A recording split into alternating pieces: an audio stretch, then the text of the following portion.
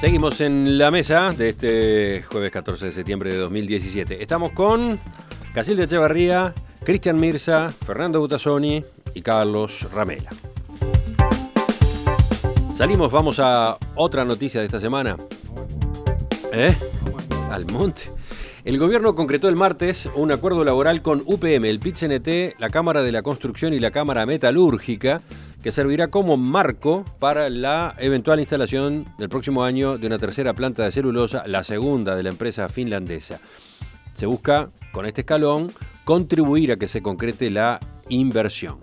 El documento suscrito plantea objetivos concretos: establecer el marco general de las relaciones laborales y el entorno propicio para la potencial inversión de UPM en Uruguay, contribuir a concretar la mega obra en una zona franca, consolidar la negociación colectiva de buena fe, con el compromiso de acordar previamente líneas de acción y protocolos de actuación, impulsar y promover la seguridad y salud laboral, contribuir a la capacitación y consolidación de mano de obra calificada uruguaya. En el acto, el ministro de Trabajo, Ernesto Murro, calificó este acuerdo como algo inédito en el país. Cuando entre el gobierno y la empresa UPM se está analizando en un proceso la posibilidad de un acuerdo de inversión, que a esta altura tengamos un acuerdo marco como este, que prevé una serie de acciones y una serie de compromisos en los temas laborales, ese es el hecho inédito. Vamos con Casilda primero. Bueno, yo propuse este tema porque me pareció muy interesante. En primer lugar, las normas laborales son dictadas por ley, así que esto no tiene un gran margen de innovación. La mayoría de las cosas que se establecen en el convenio ya están establecidas por ley, se aplican en todos los convenios y no sé hasta qué punto la interpretación de quienes lo escribieron es exactamente igual a lo que las propias leyes establecen en sus textos. En particular, me voy a referir a dos cosas que me interesan. Una, que estoy totalmente de acuerdo que se hagan acuerdos por empresa. Me parece excelente la idea, no el fundamento de que porque sea de una magnitud mayor o que sea innovadora o que sea lo que sea, no. Es que cada empresa es única y los problemas, los intereses, las capacidades de cada empresa son individuales. Entonces, en primer lugar, remarco, esto es un antecedente muy favorable, y espero que lo repitan, para que haya acuerdos colectivos por empresa. El segundo aspecto dentro de esta primera consideración que quiero hacer es el de la resolución de conflictos. Estas cláusulas de resolución de conflictos están en la mayoría de los acuerdos que se han firmado entre las partes, en acuerdos colectivos más generales o menos generales. ¿Qué pasa cuando no se cumplen? Nada. Entonces, no solo no es innovador, sino que no pasa nada. Pero lo que es peor aún es que no se define cuál es el conflicto. ¿Cuál es el conflicto? ¿Ejercer el derecho de una empresa a desvincular a una persona? ¿Eso genera un conflicto que podría ser el disparador para un paro general y que eso le genere un problema en la entrega de determinadas exportaciones? Entonces, al hacerlo tan macro, en primer lugar, no es innovador y en segundo lugar, no está definido. Y lo otro... Dos puntualizaciones. Es un acuerdo marco, ellos insisten mucho en eso. Ahora viene la negociación. No es Ahora marco. viene la negociación en la que se va a afinar todos estos puntos. Bueno, un acuerdo marco es un acuerdo de intención. Este no es un acuerdo de intención. Este es un acuerdo en el cual ya se incluyeron algunos aspectos del acuerdo final. Así que no es un acuerdo puramente marco en lo que se conoce habitualmente como un acuerdo marco. Y segundo, es un acuerdo que vale para el periodo de construcción y montaje de la planta. Correcto. Ahí termina. Sí. No es para la operativa luego de la planta de celulosa. Correcto, ¿no? es para la construcción. Claro. Pero esperá, déjame terminar. El de construcción y el metalúrgico. Ahí está, déjame terminar la idea porque para mí cierra la idea que quiero decir. Lo otro importante es que se incluye el Estado dentro del acuerdo. Pregunto, si se considera que hay un incumplimiento, ¿a quién van a reclamar? ¿Al PIT-CNT? ¿Al Estado? ¿Qué tiene que hacer el Estado acá asumiendo responsabilidades para evitar conflictos?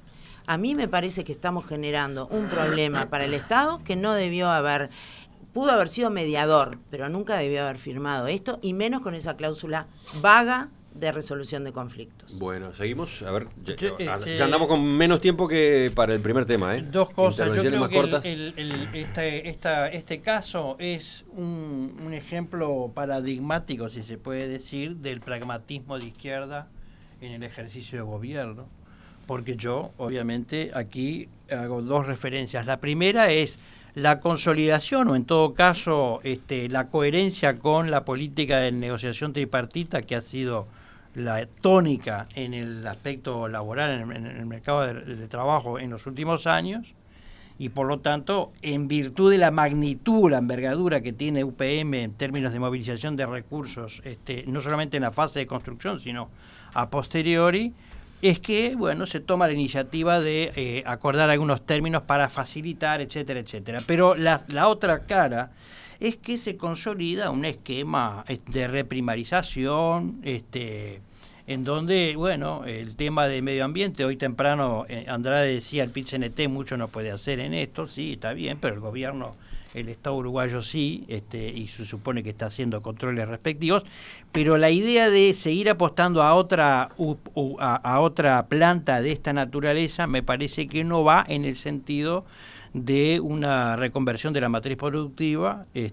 Yo no estoy de acuerdo, me parece que habría que pensar en otro tipo de modelos, pero bueno, es el ejemplo, como yo digo, clarito del pragmatismo que tiene la izquierda, que debe gobernar y debe generar empleo. Y entonces, pragmatismo de los sindicatos también. Sí, claro, de los sindicatos. Yo estoy escribiendo un libro justamente que tiene que ver con las ciertas patologías que están instaladas en la izquierda política y en la izquierda social, siendo yo, como lo digo siempre, del Frente Amplio a muerte y hasta el final.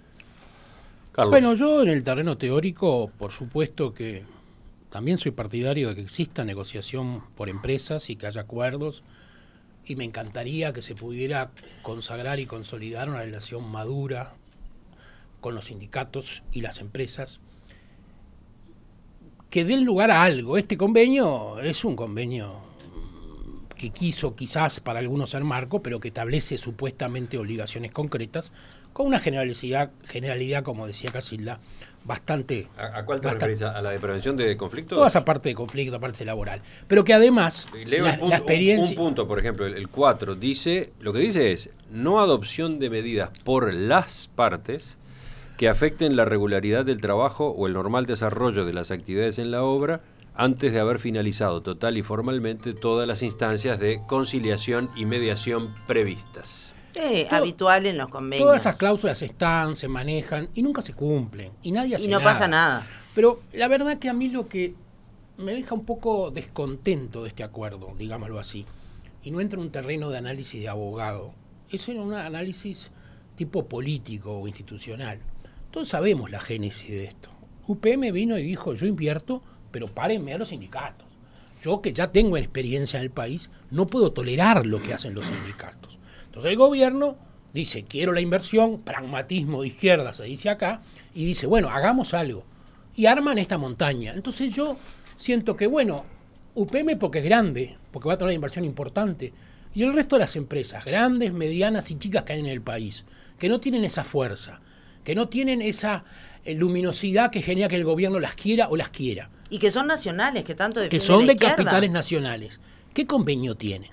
Tienen convenios parecidos algunos, pero no se aplican. O sea, esto es todo una puesta en escena para mostrarle a UPM que Uruguay va a tratarlo desde el punto de vista laboral y sindical mejor, con menos conflictividad y con menos abusos de lo que ha pasado. Más temprano en la entrevista, Oscar Andrade del Zucca sostenía que este convenio es necesario por el tipo de obra que se viene, por el tipo de inversión, totalmente con eso. Por el volumen, por la cantidad de gente que va a estar involucrada, por el hecho de que se desarrolle en un lugar del interior del país, incluso alejado de poblaciones, bueno, por supuesto de ciudades grandes. Y recogiendo además la experiencia de una cantidad de tropezones, inconvenientes que se dieron en los dos antecedentes, ¿no? No, es Bueno, una discriminación. La primera planta de UPM y la de Montes del Plata. Es una originalidad. Es una discriminación lamentable en favor de una empresa. total. Y también decía, ante una pregunta concreta, que en su sindicato en particular, en el ZUNCA, si hay un inversor que va a desarrollar un determinado proyecto, por ejemplo, un edificio de determinadas características, y entiende que es necesario negociar antes un convenio, están totalmente dispuestos. Hasta ahora, pero los que se han negociado nunca se cumplen y la conflictividad ha parado todas las obras. Así que o no es cierto lo que escriben ahí, o lo demás vamos a mejorarlo. Esto venía a propósito Pero- de la singularidad, de por qué un convenio Pero, específico. Emiliano, No, es no tiene absurdo ninguna hablar de singularidad. ¿Dónde ponemos el límite? ¿Cuál es la subjetividad que rige? No. Si va a invertir más de 5.000 millones, le damos un pacto mucho más favorable al resto. En Ahora, el teoría, por pobre lo menos. que transpira la camiseta poniendo eh, su inversión de toda su vida, no, a ese que lo paren y que Claro. pierda todas las exportaciones o todos los plazos y que incurra en Decir responsabilidad. que están dispuestos a negociar algo parecido es olvidarse que hay un régimen legal, que Exacto. existe y reglamentario, Exacto. que lo ignoran permanentemente. O sea, no puede ser que el mensaje a los inversores sepan que el que venga con mucha plata y quiera poner condiciones, lo escuchamos y nos sentamos a una mesa. Ahora, el resto sigan padeciendo lo de todos los días. No, A mí no me gusta ese mensaje, aun cuando querría que acuerdos de esta naturaleza existieran y se aplicaran a la verdad. y Pero se no por cumplieran, y se cumplieran. tuvieran Y se cumpliera. una forma de hacerse ejecutar, no que te paren en cualquier momento y que tú no tengas ninguna arma. Ahora, si el empresario ejerce su derecho disciplinario, entonces sí, se para todo. No, eso no es justo. Fernando, todavía no hablaste. No, yo tengo un ángulo un poco distinto y tal vez más optimista o idealista. Yo creo que esto puede marcar una cierta, digamos, un cierto cambio, un cierto movimiento, un cierto quiebre en determinadas formas de funcionamiento, sobre todo de los sindicatos. A mí me hizo acordar mucho a cómo funcionaba, yo viví varios años, a cómo funcionaba la socialdemocracia sueca en la época del gran Olof Palme, en la cual los sindicatos y las empresas, que por cierto eran muy poderosas también, al igual que los sindicatos, negociaban permanentemente. Por supuesto que había conflictos, pero se negociaba permanentemente y se negociaba sobre bases muy civilizadas y muy preestablecidas, por decirlo así. A mí me causaba gracia hoy escuchar nada más ni nada menos que a un connotado dirigente del Partido Comunista defender digamos, este tipo de accionar o de... Estás hablando de Óscar Andrade, el iniciativa- entrevistado temprano, de Óscar Andrade. dirigente del ZUNCA, pero también del Partido del Comunista. Partido Comunista, que es claramente una iniciativa socialdemócrata. Este acuerdo de UPM, sindicatos, gobierno, preacuerdo o acuerdo marco, llámese, o aunque sea una nouvelle, no importa, es típicamente socialdemócrata. A mí me parece bárbaro. Sí, es que en eso coincidimos todos. Si fuera cierto que todos tienen el mismo derecho y Pero que son ejecutables, a eso voy, yo estoy requete de acuerdo. Casilda, a eso voy, a que yo lo veo con un optimismo que tal vez ustedes, por el fragor de la vida cotidiana en las respectivas profesiones. exacto, lógico. no lo ven. Yo lo veo como una posibilidad de abrir una brecha, de abrir un camino Hacia mucho más, bueno, un camino justamente hacia un relacionamiento de tipo socialdemócrata entre los sindicatos, las empresas, los empresarios y el gobierno. Ojalá se La instalación de la negociación colectiva tripartita, que no es patrimonio tampoco del Frente Amplio, porque tiene antecedentes, ustedes bien lo saben, de las décadas de los 40 y 50 del siglo pasado. Y tuve, pero no así tan globales como ahora. Constituyen Tripartita una pieza no, sí. fundamental, Casilda, yo te escuché. Una pieza fundamental en las políticas de mejora del empleo, con un cierto efecto redistributivo en el ingreso, pero sin duda para sacar un montón de gente de la pobreza. Los estudios que tenemos nosotros, que hicimos, y muchos colegas, que dan cuenta que de la extrema pobreza se salió en este país a través del plan de emergencia, básicamente los programas de transferencia condicionada, pero las políticas de empleo y la regulación del mercado laboral han tenido impacto en la mejora del ingreso, que no es suficiente, que etcétera, etcétera, está bien. Y que este acuerdo, hasta donde yo sé, no contraviene en absoluto el marco normativo, el derecho instalado. O sea, no se me ocurre dislates que digan, bueno, ahora sí nos vamos a desconocer la ley 18.000, etcétera, etcétera, porque vino UPM. No, yo creo que no es así. Una mejora del empleo para los que están y un empeoramiento para los que quieren ingresar al mercado de trabajo son las regulaciones laborales actuales. Además, en estos convenios hay que distinguir. Cuando hay una inversión de este porte y de esta complejidad, un convenio bipartito, colectivo, es muy saludable para prever cosas de seguridad, medio ambiente, jornada de trabajo, todas esas cosas que ya son de orden legal. Que son de orden legal, pero por la particularidad de la empresa pueden requerir alguna negociación. Pero esos convenios no deberían incluir supuestas cláusulas de solución de conflictos que deben ser igual para todos los empresarios. No hay ciudadanos de primero UPM porque trae mucha plata y un ciudadano de segundo. Esas cláusulas deberían ser obligatorias y regir para todos. Acá se ponen otros casos, después no rigen. O sea, lo que es absurdo es que el convenio incluya como una novedad o como un aporte para que la empresa invierta y no se vaya corriendo, supuestas cláusulas laborales que no deben discriminar a los empresarios, deben ser iguales. Y que ya han fracasado. Claro, pero entonces no entiendo por qué, si deberían ser para todos, el presidente de la Cámara de Industria sale a criticarla. No, bueno, cada uno que diga lo que quiera. No, pero digo, estamos hablando por la Cámara pero de Industria.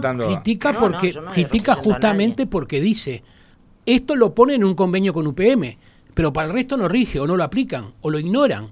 Ese es el tema. Sí, creo que además dice Ese eso. es el tema, regular cómo debe ser el agua, cómo deben ser las duchas, cómo debe ser el horario, cómo debe ser la seguridad no tan compleja, estaría bien.